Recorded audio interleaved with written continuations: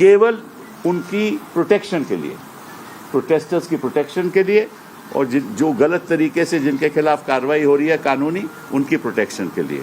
और जो भी फंड इसमें आएगा उसी लिए होगा, किसी और उसका दुरुपयोग नहीं होगा। एंड उसका जो डिसबर्समेंट है उसमें मेरा कोई लेना देना नहीं है, ये खुद करेंगे। मैंने तो कंट्रीब्यूशन देना है वो। നമസ്കാരം.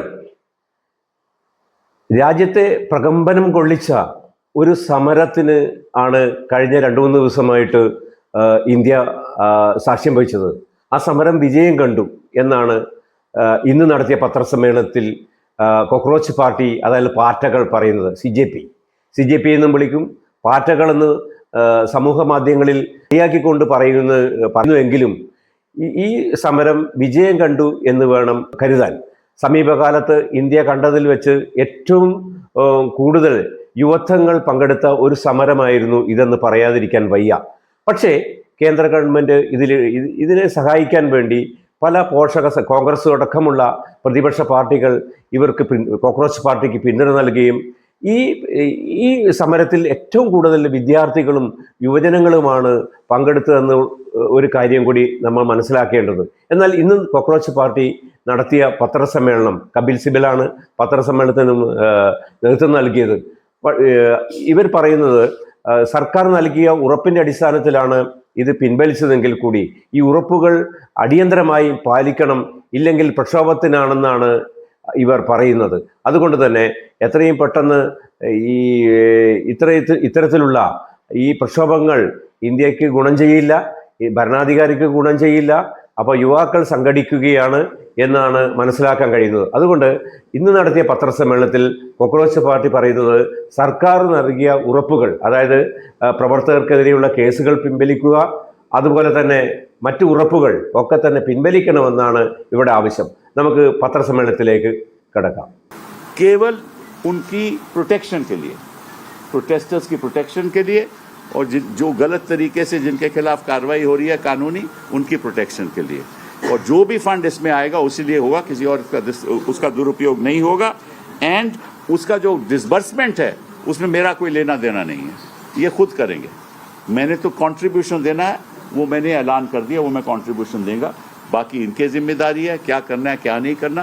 बाकी मैं एक बात आपको बता दूं जो मेरी जानकारी में आई है कि दिल्ली की पुलिस फेशियल रिकॉग्निशन के साथ जो भी वहां आया है उसको वो टारगेट करेगी और प्रयास करेगी कि किसी तरीके से उसके परिवार को, उनके लोगों को हैरेस किया जाए।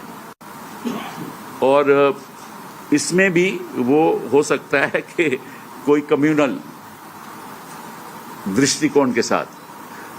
देखिए, ये जो इनकी प्रोटेस्ट है कि मैं तो बाहर का आदमी हूँ, मैं तो इनके साथ प्रोटेस्ट में तो जुड़ा नहीं, ना मैं कभी गया, लेकिन जो मेरी सोच है कि ये जो हिंदू मुस्लिम करते हैं ना, हर जगह यही करेंगे, क्योंकि इनका तो मकसद ये है। तो वो हिंदुस्तान में हमें होने नहीं देना, छात्रों को होने नहीं देना, प्रोटेस्टर्स को होने नहीं देना। ये above class, above creed, above religion, ये मूवमेंट है हिंदुस्तान के सुधार के लिए। और सुधार तभी होगा अगर ये सब धर्म के लोग, सब जाति के लोग इकट्ठा होकर इसमें शामिल होंगे। मेरा तो रोल रही है कि मैं इसको बाहर से कानूनी तौर पे सपोर्ट करूँ। बहुत बहुत धन्यवाद सर। अभी अभी खत्म नहीं हुआ है, मुझे क्वेश्चंस को रोके। On behalf of cockroach Janata party मैं सर को बहुत बहुत थैंक यू बोलना चाहता हूँ।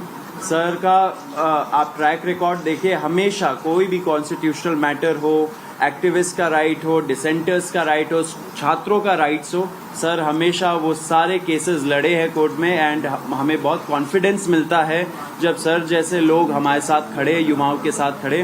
तहे दिल से शुक्रिया सर। एंड इसी में आपको हम लोग एक स्टेटस अपडेट भी देना चाहते हैं कि पूरे देश भर में क्या हो रहा है, क्योंकि बहुत सारे क्वेश्चंस आ रहे हैं कि कुछ स्टेट्स में पुलिस बहुत ब्रूटल तरीके से क्रैकडाउन भी कर रही है एंड लीगल मुकदमे भी लगा रहे हैं छात्रों के खिलाफ। तो रत्ना जो हमारी लीगल पॉइंट ऑफ कांटेक्ट है सीजेपी के लिए, वो आपको स्टेटस अपडेट देंगी अभी।